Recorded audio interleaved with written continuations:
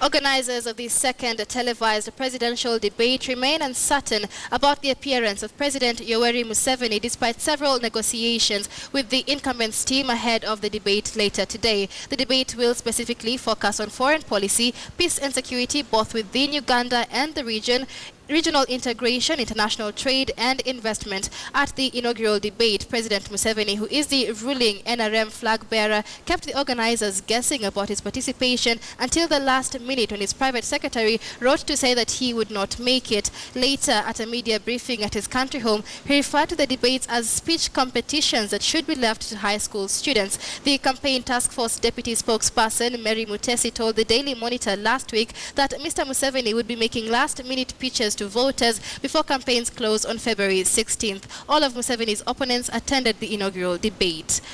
Let's cross over now to our reporter Solomon Seranja, who is in Uganda. Solomon, if you can hear me, is it confirmed that President Museveni will be attending the debate later tonight?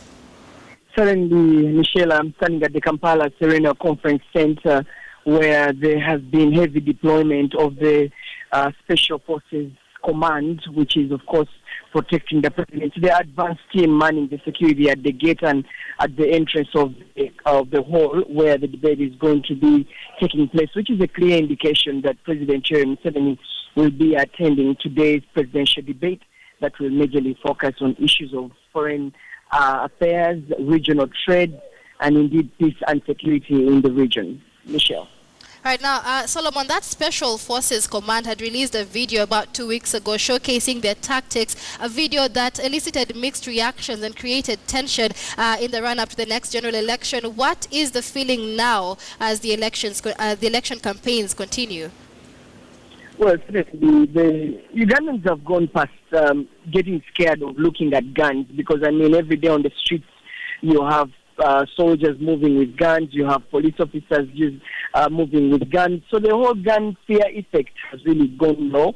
So Ugandans have developed a thick skin. Nevertheless, it has left many people worried whether indeed this was an intimidation of sorts or was it just a show of military might. But you have had many Ugandans here really saying they cannot be scared and not anything wrong will happen in these elections. And I think the army was trying to make a point saying, look, we are ready for any eventualities in case anything happens. Of course, it comes on the heels of the arrest of General David Sejusa, who was senior military commander during once Museveni's one of Museveni's right-hand men, who indeed is now in Luzira prison after he was remanded by the court-martial last week. So it is kind of a catch-22 with some people saying that indeed it can be an intimidation or it's just a show of military might ahead of the election. All right, now, Solomon, the debate tonight will play a significant role in influencing the decision of the Ugandans. President Yoweri Museveni could possibly be attending this particular debate. What are the expectations of the Ugandan people? Well, we expect the president and other presidential candidates to discuss issues of foreign policy, among which, of course, one of the key contentious issues is the deployment of Ugandan soldiers in foreign missions. Many people here still think that the boys in uniform should come back home immediately because they have overstayed in Somalia and in the Central African Republic.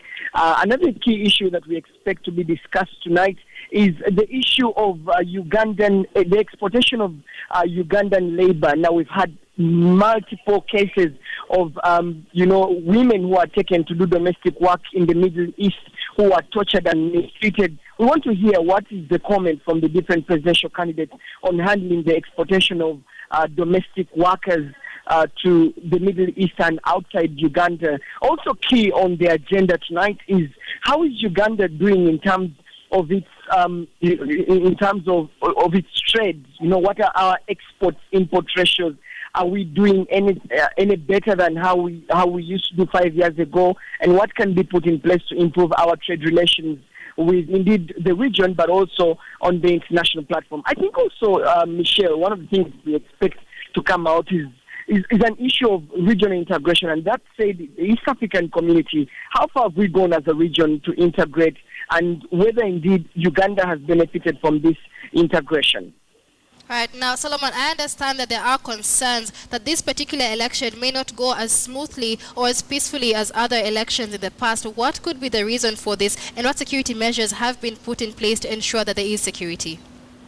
Well, if you could sample at least 10 people on the streets of Kampala, you'd find about 6 of them telling you that they are scared about the forthcoming elections, perhaps thinking that there will be any form of violence in the 18th February elections. But that fear really stems from, the different statements that have been made by the political players, both from the opposition and from government. I mean, you've had opposition, one of the key opposition figures here, Dr. Kiza, basically saying that this time around it's defiance and not compliance. And you've had the president react to that statement as saying we will crush everyone who will be involved in any form of violence. So when you hear some words and comments from the different political players, it is reason enough for Ugandans to worry that the electoral process may be a bit violent.